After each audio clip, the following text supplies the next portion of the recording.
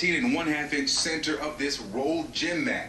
They say he got stuck upside down while reaching for this shoe. After an autopsy, a medical examiner with the Georgia Bureau of Investigation agreed. The official cause of Kendrick's death? Accidental positional asphyxia.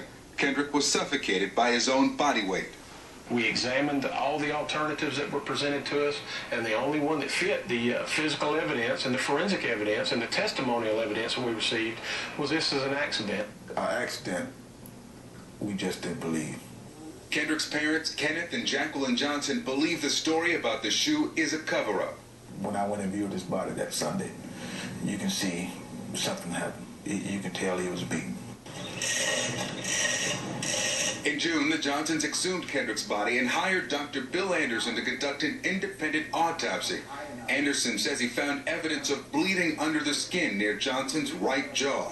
We were able to diagnose the fact that there was indeed blunt force trauma to that area. So he took blows to the neck? He took at least one blow to the neck. Just to be clear, you've used the word several times, but in your view, this is a homicide? Yes. Also, Dr. Anderson says Kendrick's organs were missing. Instead, he was stuffed with newspaper. The Georgia Secretary of State's office has launched an investigation into that. Questions about the sheriff's office investigation have made the Johnsons more suspicious, including why these shoes found yards from Kendrick's body were not collected as evidence, and how did someone's blood end up on this wall in the gym. CNN laid out these facts for former FBI Special Agent Harold Kopis. I don't believe this was an accident. I think this young man met with foul play. And Victor Blackwell joins me now from Macon, Georgia. And Victor, huge news, huge victory now for the family who you've been in touch with for months and months and months. Hearing from Mrs. Johnson, she said the only thing we ever wanted was the truth. And now for the family, at least this feels like one step in the right direction, doesn't it?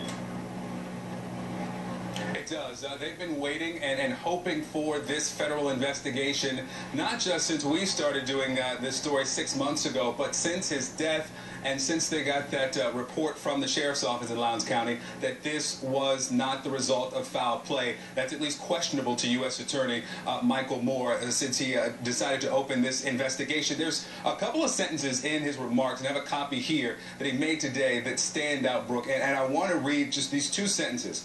Should sufficient information be developed to warrant a criminal civil rights investigation, I will ask the FBI to open a civil rights or any other appropriate investigation. Now, that jumped out to me because almost immediately after that second autopsy from the independent pathologist came out, the Civil Rights Division of the Department of Justice said, we don't see any evidence of a civil rights violation. Michael Moore has at least opened the door that possibly, as he continues to investigate this case, there could be evidence of a civil rights investigation. He has now opened the door. As I mentioned, we have now heard from both mom and dad of Kendrick Johnson. This is their reaction moments after the DOJ said what they did. Take a listen.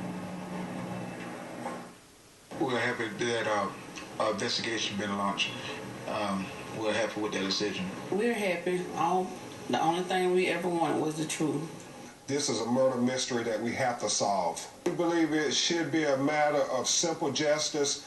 We know the video tape will not show Kendrick Johnson climbing into a mat, getting stuck and suffocating. That was a ridiculous conclusion. We really believe his parents have always maintained that their son was killed, and the only question we want to know is why they're covering up for whoever killed their son. Let me ask you about, that was Ben Crump, one of the attorneys there, Victor, and he was talking specifically about this surveillance video from inside that high school gym where Kendrick Johnson was found in that rolled-up mat. So because of the court order, the bits of the surveillance video that had yet to be released have been released. What can be seen on that video? Well, we have two clips that have been released thus far. There's much more coming, but if we have those clips, guys, I want to roll them. We've got one of Kendrick outside We do? Okay, let's talk about the one of Kendrick in the hall first. Kendrick is walking through the hall and following another student into that gym. Now, we blurred the faces of the other students. We do not have a timestamp on this, but he appears to be wearing the same thing he was wearing when he was found in the mat. Now, let's go to the video inside the gym. You can see Kendrick kind of run about the bottom right of the screen, and there in the foreground are 3 students playing basketball. We know from the stills that were released of this that this is about 1:09 p.m. Just minutes before, according to the sheriff's office, Kendrick went into that mat and then suffocated. We don't know exactly the time length between the going into the mat and this, but we know that it was just minutes because another class went in moments after that near the 2 o'clock hour. So there's a lot more coming. 48 hours from each of almost 40 cameras in and around that gym. That's about 1,900 hours covered by that surveillance.